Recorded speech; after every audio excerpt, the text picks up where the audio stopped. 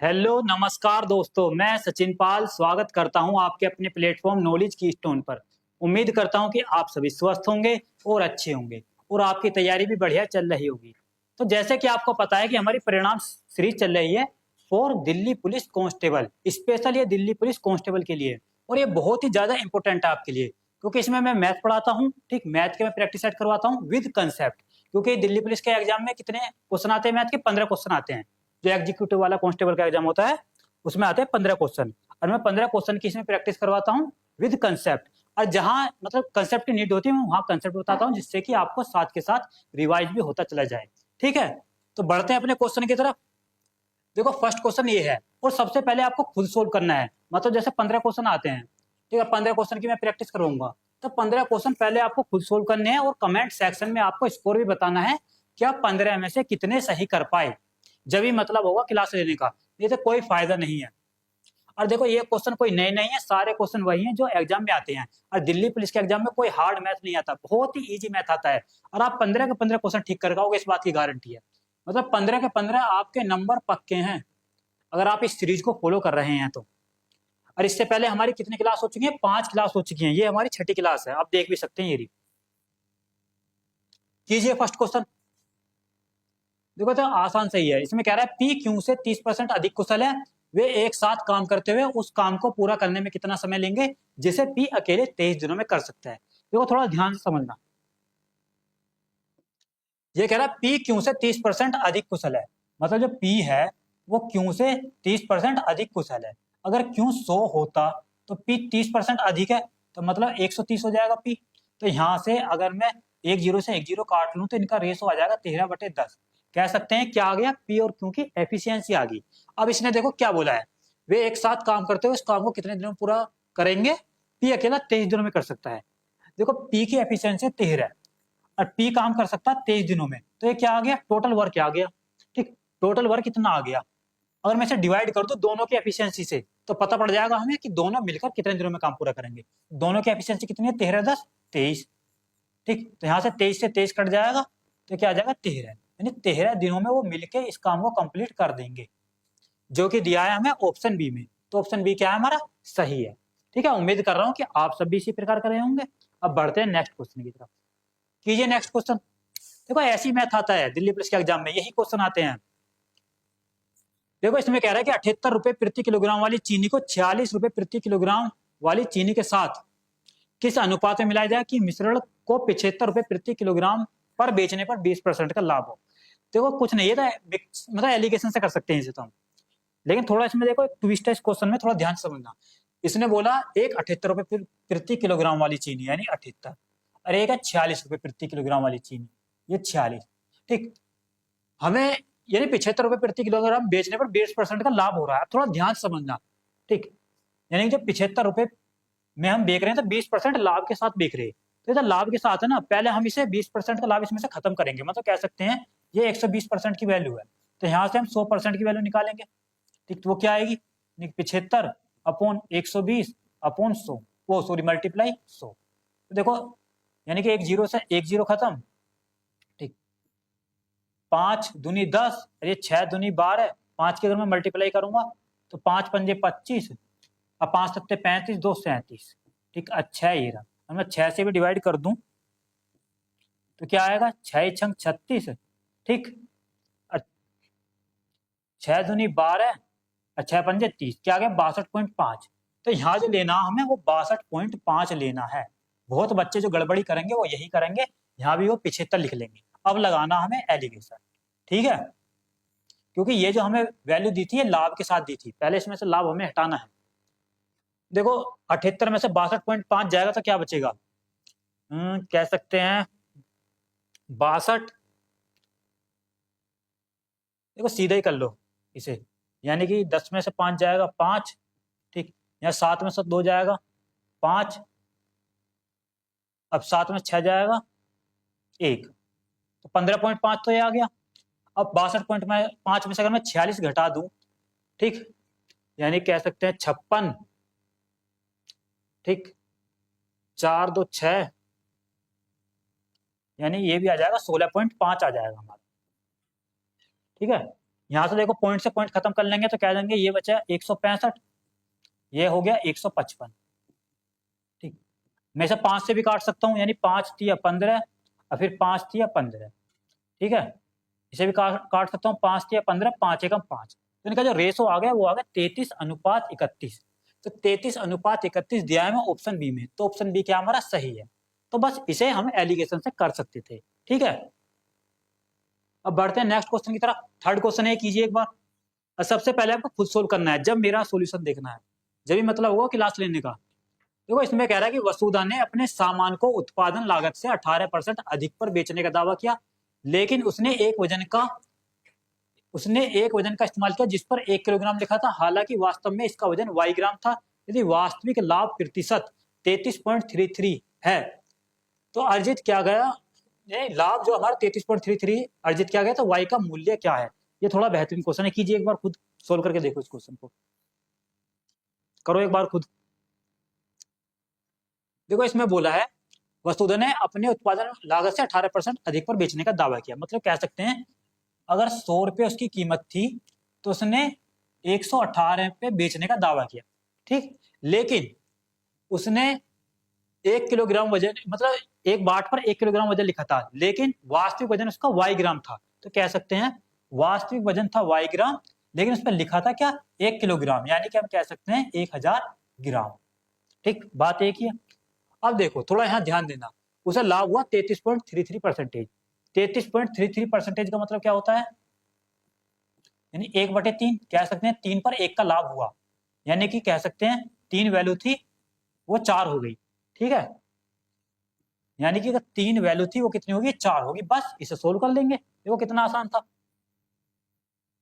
इसे सोल्व कैसे करेंगे, यानी कि ये 100 मल्टीप्लाई y, ठीक, अपोन में 118 मल्टीप्लाई 1000। ठीक, यहाँ 3/4, यानी कह सकते पहले 3 था वो कितना हो गया, 4 हो गया। बस अब इसे सोल्व कर लेंगे। देखो इसे सोल्व करते हैं, 4 से अगर मैं इसे काटूं तो कट जाएगा ये, तो यानी ये आ जाएगा यहाँ से 250। ठीक है, और 1 0 से 1 0 ये खत्म हो जाएगी। 5 से भी काट सकते हैं, यहाँ 5 दूनी 10, यहाँ 5 पंजे 25। अब 2 से मैं इसे भी काट सकता हूँ, यानी कि 2 पंजे 10 और 2 नीम 18। तो यहाँ से जो आएगी हमारी y की वैल्यू क्या आ जाएगी, देखो 3 तो इधर था ही, ये मल्टीप्लाई इधर क्या 59 मल्टीप्लाई 5, यानी ये 59 मल्टीप्लाई 5 ये। बस इसे सोल्व कर लेंगे तो यहाँ से हमारी y की वैल्यू आ जाएगी। 3 पंजे 15, 15 निम्मा 135 को 5 का हासिल 13, 15 पंजे 75 और 13 88। ठीक, तो 885 ग्राम कह सकते हैं उसने जो 1000 किलोग्राम की बजाय वजन जो तोला था वो 885 ग्राम वजन तोला था। देखो इसके ऑप्शन थोड़े गलत लिखे हैं, यानी पिछले वाले क्वेश्चन के ऑप्शन लिख दिए गए हैं, तो आप इन्हें ठीक कह सकते हैं क्या है, 885 ग्राम इसका आंसर है। ठीक है, उम्मीद करता हूं कि आप सब भी इसी प्रकार कर रहे होंगे। देख सकते हैं मैं इजीएस्ट वे में बता रहा हूं, बिल्कुल अब बिल्कुल स्लो, ऐसा नहीं कि बहुत ज्यादा स्पीड से बता रहा हूं, जिससे कि आपको आराम से समझ में आ जाए। कीजिए फोर्थ क्वेश्चन। देखो इसमें बोला यदि किसी निश्चित डेटा के माध्य और माध्यिका का अनुपात दिया 4:5 तो इसके बहुलक और माध्य का अनुपात क्या होगा। बेहतरीन क्वेश्चन, कुछ नहीं है, फॉर्मूला बेस है। ठीक, तो कह सकते हैं माध्य और माध्यिका का अनुपात दिया, तो हम मान सकते हैं यानी माध्य 4x और माध्यिका जो हो जाएगी वो हो जाएगी 5x। ठीक, x मान लिया हमने। अब देखो बहुलक का जो फॉर्मूला होता है वो क्या होता है, ठीक, बहुलक कहते हैं मोड को, उसका फॉर्मूला होता है यानी 3 इंटू माध्यिका, ठीक, -2 इंटू माध्य, ये फॉर्मूला होता है किसका, बहुलक का। बस यहां से हम क्या निकाल सकते हैं, बहुलक निकालेंगे, यानी 3 इंटू माध्य का, देखो माध्य का यहां से 5x है, ये -2 इंटू माध्य, माध्य 4x है ये। ठीक, तो यहां से क्या आ जाएगा हमारा बहुलक, 3 पंजे 15 x -2 चौक 8x, 15 में 60 जाएगा यानी कि 7x, ये क्या आ गया, बहुलक आ गया। अब देखो क्या पूछा था, इसके बहुलक और माध्यक का अनुपात। बहुलक और माध्यक, बहुलक कितना 7x और माध्य 4x, ठीक, इनका अनुपात बताना। तो क्या आ जाएगा यहाँ से 7:4 आ गया। तो 7:4 किस में दिया है, ऑप्शन डी में। तो option D is the correct answer. देख सकते हैं कितना सिंपल क्वेश्चन था, बस फॉर्मूले बेस्ड था, बस आपको फॉर्मूला पता होना चाहिए बहुलक का और आसानी से हो जाता। कीजिए नेक्स्ट क्वेश्चन 5वां। इसमें कह रहा है कि एक कार 210 किलोमीटर तक 45 किलोमीटर प्रति घंटा की एक समान गति से यात्रा करती है और फिर 420 किलोमीटर तक 70 किलोमीटर प्रति घंटा की एक समान गति से यात्रा करती है। पूरी यात्रा के दौरान कार की औसत गति क्या होगी। देखो ये भी सिंपल सा क्वेश्चन है, पर सबसे पहले इसको खुद सोल्व करना है। औसत गति का फॉर्मूला क्या होता है, यानी एवरेज स्पीड।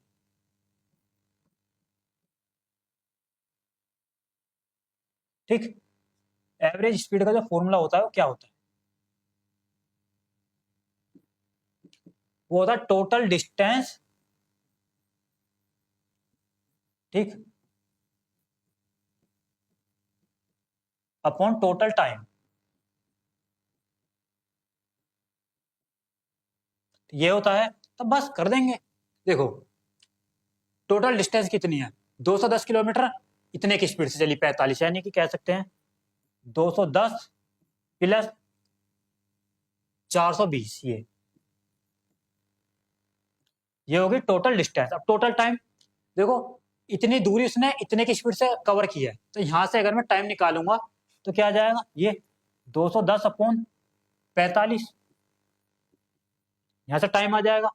ठीक, तो टाइम क्या होता है, यही होता है ना, डिस्टेंस अपॉन स्पीड, यानी डिस्टेंस 210, स्पीड हमारी 45 है, तो यहां से टाइम आ जाएगा। अब दूसरे का टाइम निकालूंगा, यानी 420 अपॉन 70, ये आ जाएगा। बस अब इसे क्या कर लेंगे, हम सोल्व कर लेंगे, बस इसमें कौन सी बड़ी बात थी, कर लो सोल्व। अगर मैं जोड़ूंगा 4 2 6, 630 आ जाएगा, ये आ गया 630, ठीक है ऊपर। और मैं इसे सोल्व करूं, देखो अगर मैं इसे काटूं, काट सकते हैं, 15 से कट जाएगा, ये कट जाएगा, 15 3 45 से काटूंगा तो 15 एकम 15, 15 चौका 60, ये आ गया 14/3। अगर मैं इसे काटूं, देखो 0 से 0 और 7 6 42, यानी 6, यहाँ 6 बचेगा, यानी 14/3 प्लस 6, ये आ गया। ठीक, अब देखो इधर सोल्व कर देता हूं मैं बाकी का। ऊपर तो 630 रहेगा, ये बिल्कुल स्लोली बता रहा हूं मैं, जिससे कि आसानी समझ में आए। 3 6 18, 18 14 32, ठीक, अरपोन 3। अब इसे 3 चला जाएगा ऊपर, ठीक, ये अब इसे सोल्व कर सकते हैं। 2 से अगर मैं इसे काटो तो यहाँ आ जाएगा 16, यहाँ आ जाएगा 2 5 2 3 6, ठीक, 2 एकम 2 2 5 10, 3 की मल्टीप्लाई करूंगा तो 3 3 9, 15 3 45, ये आ जाएगा 945 अपॉन 16। 945 अपॉन 16 दिया है ऑप्शन बी में, तो ऑप्शन बी क्या है हमारा, सही है। बस कितना आसान क्वेश्चन था। कीजिए 6 क्वेश्चन। देखो 15 क्वेश्चन, मतलब 15 के 15 ठीक करना कोई बड़ी बात नहीं है दिल्ली पुलिस में, इस बात का ध्यान रखना। अगर आप तरीके में पढ़ोगे, प्रैक्टिस सेट लगाओगे, मॉक लगाओगे, तो 15 के 15 नंबर आपके पक्के हो जाएंगे। ठीक, रीजनिंग के कितने आते हैं, 25 क्वेश्चन आते हैं, तो रीजनिंग में भी आप 25 में से 25 ला सकते हैं। तो कह सकते हैं 40 में से ही आप मैक्सिमम स्कोर कर सकते हैं, यानी कि 38 से 39 तो यही ले आएंगे आप नंबर। फिर बचेंगे कितने आपके लिए, ठीक, बचे कंप्यूटर और जीके, जो कि आते हैं 50 शब्द 60 नंबर के दोनों मिला के। तो 60 में से अगर आप 30 या 35 नंबर के बीच भी नंबर ले आए, तब भी आपका सिलेक्शन हो जाएगा, क्योंकि आपके नंबर ओवरऑल कितने हो जाएंगे, 70 प्लस। ठीक, और 70 प्लस पे यूआर की भी कट ऑफ क्लियर हो जाएगी, कोई बड़ी बात नहीं है। अगर आप इन दोनों यानी मैथ और रीजनिंग में मैक्सिमम इसको लेकर हैं, यानी 40 में से 45 प्लस तो आपका टारगेट होना ही चाहिए, जब भी आप सिलेक्शन तक पहुंचोगे। यही रणनीति होती है। देखो जिस सब्जेक्ट में मैक्सिमम स्कोर किया जा सकता है उसमें तो आपको करना ही पड़ेगा। ठीक, जैसे मैथ और रीजनिंग, इनमें आप मैक्सिमम स्कोर कर सकते हैं, यानी पूरे के पूरे नंबर भी ला सकते हैं। कीजिए। अब देखो अगर आप मेरी क्लास देख रहे हो रेगुलर, तो गारंटी इस बात की पूरे पूरे नंबर लेकर आओगे। करो छठा क्वेश्चन। इसमें कह रहा है 750 मीटर की एक गोलाकार दौड़ में एक्स और वाई एक ही बिंदु से और एक ही समय पर क्रम से 9 किलोमीटर प्रति घंटा और 13.5 किलोमीटर प्रति घंटा की गति से दौड़ना शुरू करते हैं। यदि वे एक ही दिशा में दौड़ रहे हैं तो वो कितने समय बाद मिलेंगे। देखो ये भी सिंपल सा क्वेश्चन है, कुछ नहीं करना, बस ये ट्रैक है, ठीक है, 750 मीटर का, ठीक, मतलब एक्स और वाई एक ही दिशा में दौड़ रहे हैं, एक ही दिशा में, और दोनों की स्पीड दे रखी है, तो इनकी रिलेटिव स्पीड क्या आ जाएगी यहाँ से, जब वो एक ही दिशा में दौड़ रहे हैं तो उनकी रिलेटिव जो स्पीड आएगी वो डिफरेंस उनका, यानी कह सकते हैं यानी कि 13.5 में से अगर मैं 9 घटाऊं 4.5 यानी 4.5 किलोमीटर प्रति घंटा, ये आ जाएगी उनकी रिलेटिव स्पीड। बस अब क्या करेंगे, अब सोल्व कर सकते हैं, क्या पूछा था, टाइम पूछा था, ठीक, यानी स्पीड क्या होती है, डिस्टेंस अपॉन टाइम, ठीक, स्पीड कितनी है, ये 4.5 किलोमीटर प्रति घंटा, तो इसे हम मीटर प्रति सेकंड में बदलेंगे, 5/18, क्योंकि हमें देखो टाइम जो दिया वो सेकंड में दिया है और डिस्टेंस भी मीटर में दी है, इसलिए जो किलोमीटर प्रति घंटा है उसे मीटर प्रति सेकंड में बदल लिया हमने, ठीक है। डिस्टेंस कितनी है, 750 ही है, और टाइम निकालना हमें, बस इसे सोल्व कर सकते हैं हम, कीजिए। देखो यहां कर देता हूं मैं, ठीक है,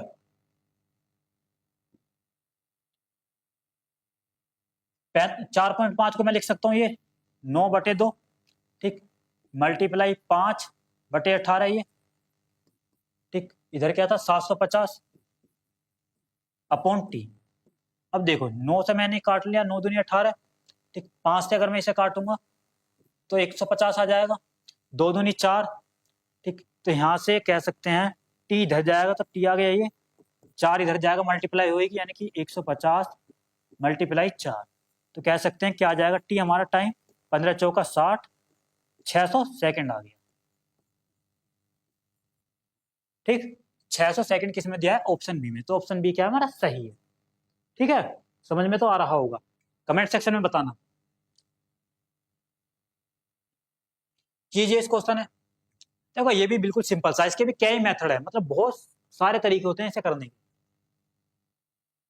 इसमें ए और बी का हमें रेशो का अनुपात दिया है, बी और सी दिया है, हमें ए रेशो बी रेशो सी निकालना है। देखो ये तो सिंपल सा क्वेश्चन है, यानी ए अनुपात बी कितना दिया हमें 6/8, ठीक है, यहां से देखो इसे हम 3/4 भी लिख सकते हैं, बात एक ही है, और बी अनुपात सी कितना दिया है 5/11 है, हमें क्या निकालना, ए रेशो बी रेशो सी। सबसे बेहतरीन तरीका क्या है, देखो यहाँ बी 4 है, बी की वैल्यू वहां 5 है, ठीक, यानी कि यहाँ कह सकते हैं 4 है, बी की वैल्यू यहाँ 5 है, ठीक, तो इसका मतलब ये रेशो मेंटेन नहीं है, तो पहले हमें रेशो मेंटेन करने पड़ेंगे, मतलब इन्हें इक्वल करना पड़ेगा। वो कैसे करेंगे, अगर मैं यहाँ 5 से मल्टीप्लाई कर दूं, अगर मैं यहाँ 4 से कर दूं तो दोनों के बी जो है वो बराबर हो जाएंगे, 5 चौक 20, इधर भी 5 चौक 20, तो कह सकते हैं इधर अगर मैं ऊपर नीचे 5 से मल्टीप्लाई कर दूं तो कोई फर्क पड़ेगा नहीं, और इधर मैं मल्टीप्लाई कर दूं 4 से, कोई फर्क पड़ेगा नहीं, ठीक, तो कह सकते हैं यहाँ से ए रेशो बी जो आ जाएगा क्या आ जाएगा, यानी कि 5 या 15 ये और 5 चौक 20 ये, और यहाँ से बी रेशो सी क्या आ गया, यानी 5 चौक 20 ये और 11 चौक 44 ये, ठीक, बिल्कुल बेसिक से बता रहा हूँ, बिल्कुल बेसिक से, इससे ज्यादा बेसिक कुछ नहीं होता यार। अब देखो क्या पूछा है, ए रेशो बी रेशो सी पूछा है, यानी ये ए रेशो बी रेशो सी निकाल सकते हैं, ए कितना 15, ठीक, बी कितना 20 और सी कितना 44, तो 15 20 44 जो कि दिया है ऑप्शन डी में, तो ऑप्शन डी क्या हमारा सही है। बस क्या करना था इसमें, कितना सिंपल क्वेश्चन है, कीजिए 8वां क्वेश्चन। देखो इसमें कह रहा है कि एक वस्तु को उसके अंकित मूल्य पर बेचकर एक खुदरा विक्रेता को 18% का लाभ होता है, यदि वह अंकित मूल्य पर 10% की छूट देता है तो वस्तु पर उसका वास्तविक लाभ क्या होगा। बेहतरीन क्वेश्चन, कीजिए एक बार खुद। देखो इसके 2 तरीके हैं, मैं दोनों ही तरीके बताता हूँ।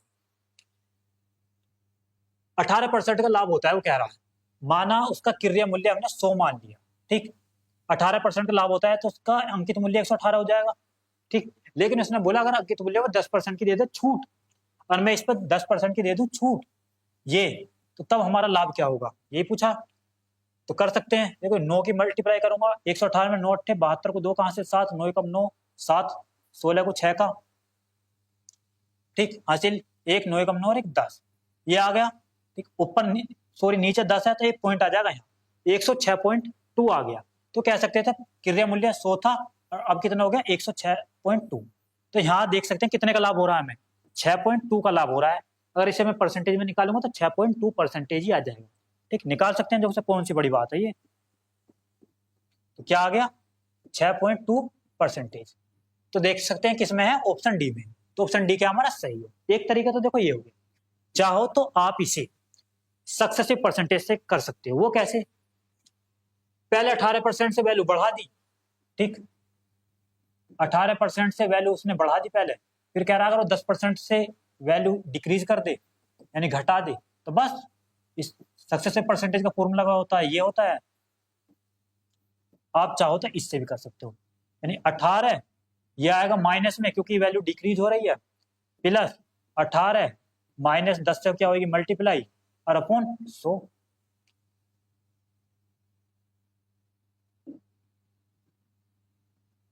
ठीक, 18 में से 10 जाएगा 8, माइनस आ जाएगा बाहर, प्लस माइनस, एक जीरो से एक जीरो खत्म, और यहाँ लग जाएगा पॉइंट यानी 1.8।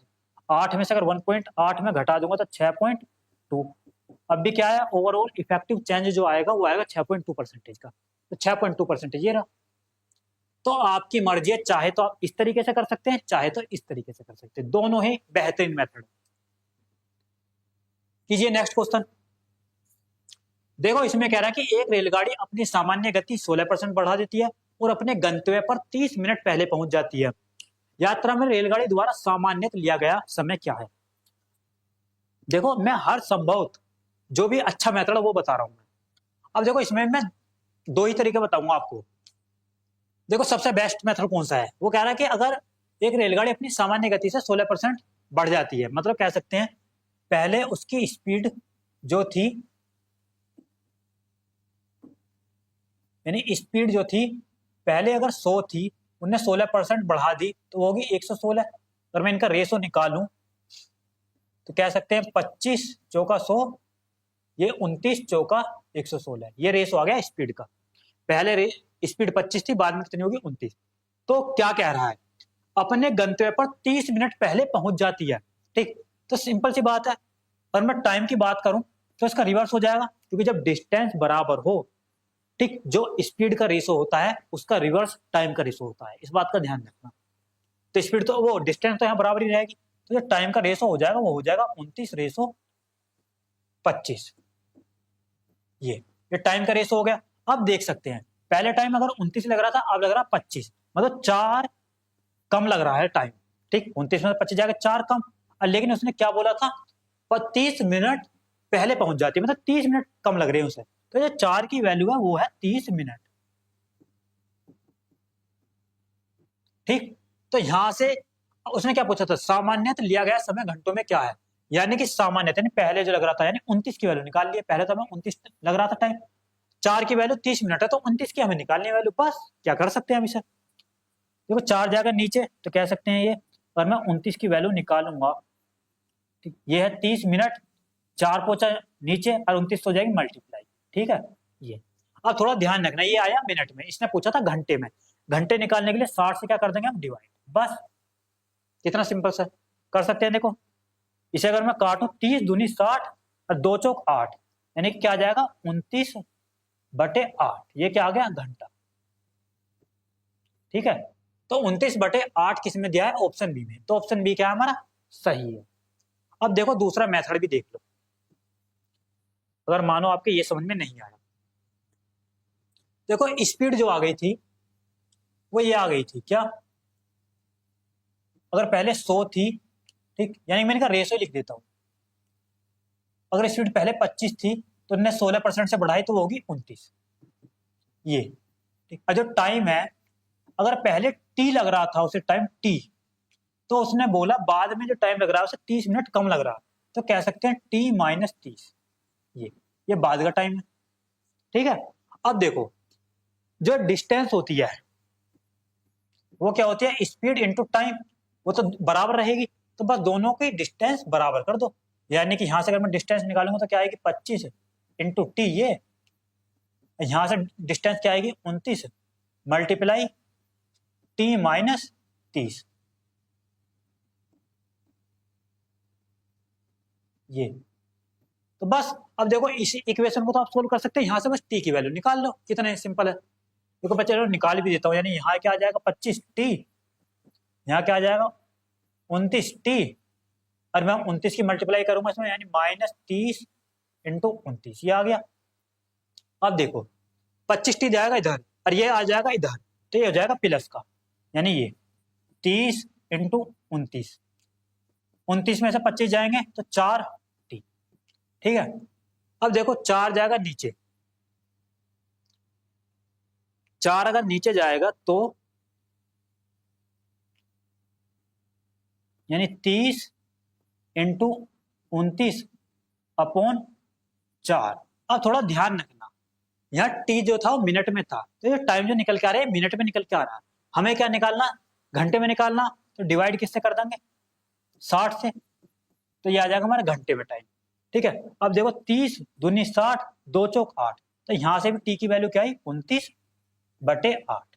बस आप चाहो तो ऐसे कर सकते हो, लेकिन ये लेंथी मेथड है, ये बिल्कुल बेसिक से, अगर आपको ये समझ में नहीं आएगा तो बेसिक से कर सकते हैं, और ये हमारा बेस्ट मेथड है।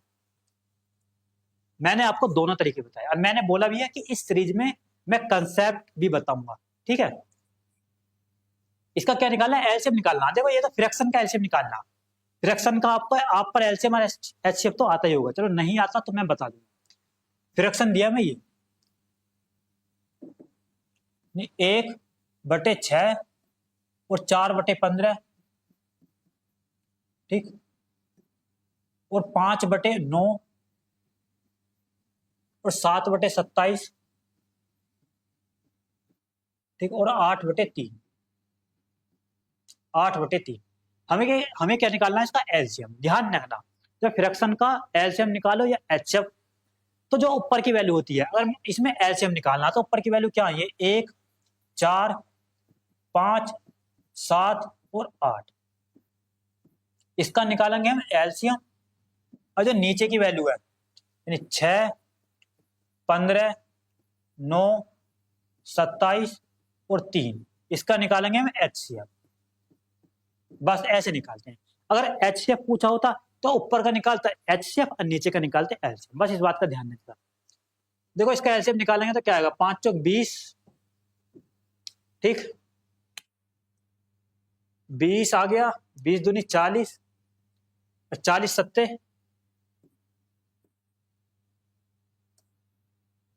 280, एलसीएम तो आ गया 280।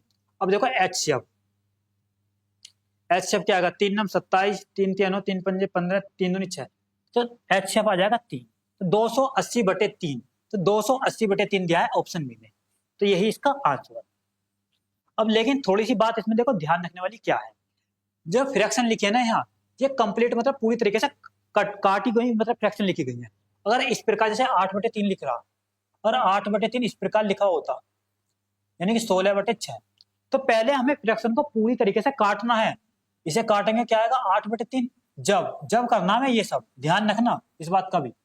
मानो जैसे 1/6 लिखा हुआ और यहाँ लिखा होता ना 2/12, ठीक, तो ऐसा नहीं कि पहले हम 2 4 ऊपर क्या ऐसे निकाल देते, नहीं, जो फ्रैक्शन है उससे पहले पूरा हमें कंप्लीट काटना पड़ेगा, ठीक, इस बात का ध्यान रखना, ये गलती मत करना, बहुत बच्चे यही गलती कर देते हैं। फ्रैक्शन को पहले पूरी तरीके से काटना है, उसके बाद निकालना है कि ऊपर का एलसीएम नीचे का एचसीएफ जो भी निकालना है आपको। कीजिए 11वां क्वेश्चन।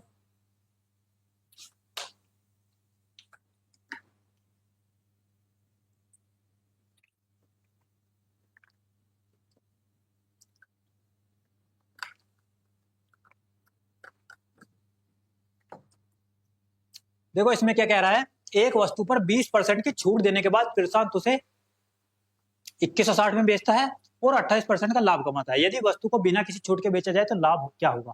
बेहतरीन क्वेश्चन, एक बार खुद सोल्व करके देखो इसको। और देखो फिर मैं बताऊंगा इसे 25 से 30 सेकंड में कैसे उड़ाना है इस क्वेश्चन को। देखो इसके भी मैं 2 मेथड बताऊंगा।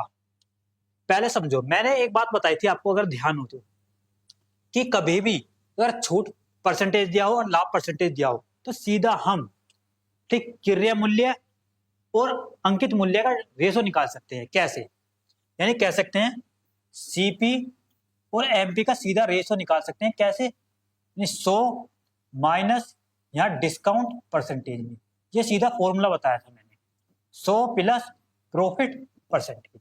तो यहां से क्या निकाल लेंगे, सीपी और एमपी का सीधा रेशो आ जाएगा। तो सीपी और एमपी। तो 100 माइनस डिस्काउंट कितना था, वो कह रहा 20% की छूट देने पर ये, ठीक। लाभ कितना हो रहा था, 28% का ये। तो निकालो यहां से सीपी अपॉन एमपी। 100 में से 20 जाएगा 80, और 100 में 28 जोड़ेंगे तो 128 ये। और इसे हम काट भी सकते हैं तो 16 से ही कट जाएगा। कह सकते हैं 16 पंजे 80 और 16 अट्ठे 128 ये। कह सकते हैं कॉस्ट प्राइस आ गया 5, मार्क प्राइस 8, कह सकते हैं यानी क्रय मूल्य 5 और अंकित मूल्य 8। उसने यही बोला था छूट मतलब छूट ना दी जाए तो लाभ परसेंट बताना हमें, यानी कि एमपी कितना आ गया 8, अगर इस पर छूट ना दी जाए तो लाभ क्या होगा। तो देख सकते हैं कितने का लाभ हो रहा है, 3 का लाभ हो रहा है। किस पर, 5 पर। 3 का लाभ हो रहा है 5 पर, मल्टीप्लाई 100। बस यहां से निकाल सकते हैं, 5 से काटूंगा 20 बार तो 20 पंजे 100, और 20 की मल्टीप्लाई 3 में करूंगा तो 20 के 60। तो हमें क्या होगा, 60% का लाभ होगा। तो 60% किसमें दिया है, ऑप्शन सी में। तो option C is the right answer. देख सकते हैं मतलब 20-25 सेकंड का क्वेश्चन है बस। अगर आपके ये समझ में नहीं आया, चलो मैं बेसिक से भी बता देता हूं, क्योंकि इस सीरीज का मतलब हमारा यही है कि प्रैक्टिस सेट विद कंसेप्ट, ठीक। मतलब हर एक चीज में बताऊंगा। देखो अरे आप इसमें एक चीज आपने गौर की, जो ये वाली जो वैल्यू दी है इसकी तो कोई जरूरत ही नहीं है इस क्वेश्चन में। अगर आप इस वैल्यू का उपयोग कर रहे हैं तो मतलब गलत बात है। इसमें कह रहा था कि एक वस्तु पर 20% की छूट देने के बाद, वो वस्तु मान ली हमने 100 रुपए की थी, उस पर उसने 20% की दी छूट, तो वो होगी 80 की। 80 पर भी छूट जब उसने दे दी तब भी वो उस पर 28% का लाभ कमा रहा। तो कह सकते हैं यानी कि 80 पर भी वो 28% का लाभ कमा रहा। तो यहाँ से अगर मैं 100% की वैल्यू निकालूं तो ये आएगी। तो एक्चुअल जो कीमत थी वस्तु की वो तो यही थी, ठीक। यहाँ से मैं एक्चुअल कीमत निकाल सकता हूँ, यानी कि सीपी। और ये क्या आया था हमारा, इसे कह सकते हैं एसपी, ठीक। इसे हम क्या कह सकते हैं, एमपी, यानी कि मार्क प्राइस, जो अंकित मूल्य होता है। बस कर सकते हैं। देखो 16 पंजे 80, 16 सत्ते 128। तो यहां से क्या आ गया, 500/7। अब थोड़ा ध्यान रखना, सीपी और रेशो एमपी निकाल दूं यहां से अगर मैं, तो सीपी क्या है, 500/7, एमपी क्या हमारा 100। ये 2 जीरो से 2 जीरो खत्म। देखो ये 8 है, 16 8 128 होता है ये। तो यहाँ पे क्या आएगा 8, ठीक। 8 का आ जाएगा इधर तो 8 एकम 8, तो कह सकते हैं क्या आ जाएगा 5/8। अब भी देखो यही आया, ठीक। हमें क्या निकालना, लाभ परसेंट निकालना अगर छूट ना दी जाए, ठीक। तो देख सकते हैं कितना बढ़ी वैल्यू, 3 से बढ़ी है, 5 पर मल्टीप्लाई 100। 5 से काटूंगा 20 बार, 20 दिया 60। तो यहां से भी क्या आया, 60% ही आया। बस ऐसे कर सकते हैं, वो आपकी मर्जी है। कीजिए 12वां क्वेश्चन। देखो इसमें कह रहा है कि एक व्यापारी अपने माल की कीमत उसकी लागत कीमत से 30% अधिक अंकित करता है। अपने माल को बिना लाभ हानि के आधार पर बेचने के लिए उसे कितने प्रतिशत छूट देनी चाहिए। देखो ये तो सिंपल सा क्वेश्चन है। वो कह रहा है कि अगर 100 रुपए की उसकी कीमत है उसके माल की, और उसने 30% अधिक अंकित किया तो मतलब 130। अगर उस पर वो मतलब कितने परसेंट की छूट दे जिससे कि उसे ना तो लाभ हो ना हानि, इसका मतलब हम कह सकते हैं उसे इस पर 30 की छूट देनी पड़ेगी, क्योंकि जब 30 की छूट देगा तो 100 रुपए का ही बिकेगा, जो कि उसे लाभ ना होगा ना हानि, बस वही निकालना है। तो 30 है कि इतने का उसने डिस्काउंट दिया, 130 पर देगा, ये ध्यान रखना, मल्टीप्लाई 100। तो यहां से क्या आएगा, 1 जीरो से 1 जीरो काट ली, ऊपर क्या हो जाएगा 300 और अपॉन नीचे 13, और मैं इसे डिवाइड करूंगा। देखो 13 39 नहीं, 13 दूनी 26, फिर 13 3 39, तो 23 पॉइंट करके कुछ आएगा। तो 23 पॉइंट करके कुछ किस में दिया है, ऑप्शन बी में। तो ऑप्शन बी क्या हो जाएगा हमारा, सही हो जाएगा। बस कीजिए नेक्स्ट क्वेश्चन 13वां। देखो इसमें कह रहा है कि एक दूध वाले के पास 15 लीटर का ड्रम है जिसमें 9 लीटर दूध है। उसने ड्रम को पानी से भर दिया और अब मिश्रण का 1/2 यानी ½ लीटर निकालता है। निकाले गए मिश्रण में दूध की मात्रा क्या है, वो भी मिलीमीटर में। करो एक बार खुद इसे सोल्व करो एक बार, ये बढ़िया क्वेश्चन है। ठीक, कंफ्यूज नहीं होना है बस, इसमें इस बात का ध्यान रखना।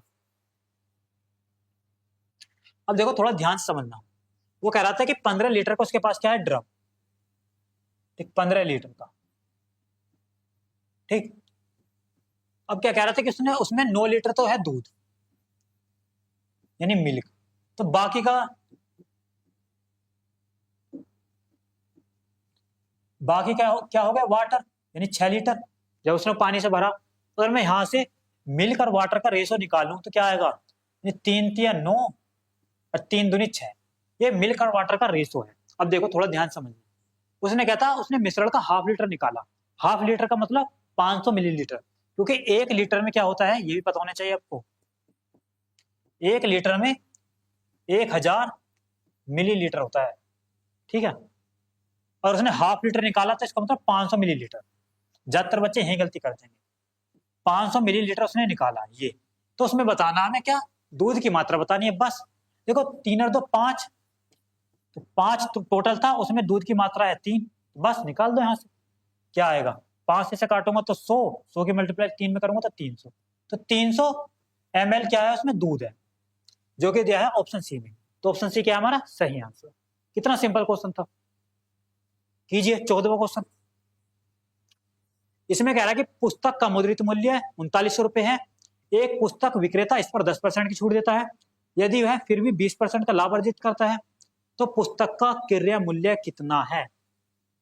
बढ़िया क्वेश्चन, कीजिए एक बार खुद। देखो ये मैंने आपको भी बताया था, इस क्वेश्चन करने में कुछ नहीं है। अंकित मूल्य हमें दे दिया, 10% की उसने इस पर दी छूट, फिर भी वह 20% को उसने लाभ अर्जित किया, तो पुस्तक का क्रय, देखो यहां से सीधा वही मेथड, सीपी और एमपी का रेशो निकाल सकते हैं, यानी कि सीपी और एमपी का रेशो डायरेक्ट निकाल सकते हैं यहां से। ठीक, कैसे, वही 100 minus discount percentage, 100 plus profit percentage. ठीक, यानी 100 माइनस 10 ये, 100 प्लस प्रॉफिट कितने का हो रहा है, 20% का, ये 100 में से 10 जाएगा 90, ये 100 में 20 जोड़ूंगा तो 120, ये एक जीरो से एक जीरो खत्म, 3 से भी काट सकते हैं। ठीक, कह सकते हैं 3 तिया 9 और 3 चौक 12, तो ये क्या आ गया हमारा, कॉस्ट प्राइस और मार्क प्राइस का रेशो आ गया। अब देखो मार्क प्राइस का उसने वैल्यू दिया है, यानी कि एमपी की उसने वैल्यू दिया है, 4 की उसने वैल्यू दिया कितनी, ये 3900। हमें क्या निकालना है, क्रय मूल्य। क्रय मूल्य यानी कॉस्ट प्राइस, यानी 3 की वैल्यू में निकालनी है, बस निकाल सकते हैं। 3 की वैल्यू निकालेंगे यानी कि 3900, नीचे पहुंच जाएगा 4 और मल्टीप्लाई हो जाएगी 3 से, बस इसे सोल्व कर लो। देखो 4 से अगर मैं इसे काटूंगा तो 4 निम 36, फिर 4 सत्ते 28, 4 पंजे 20,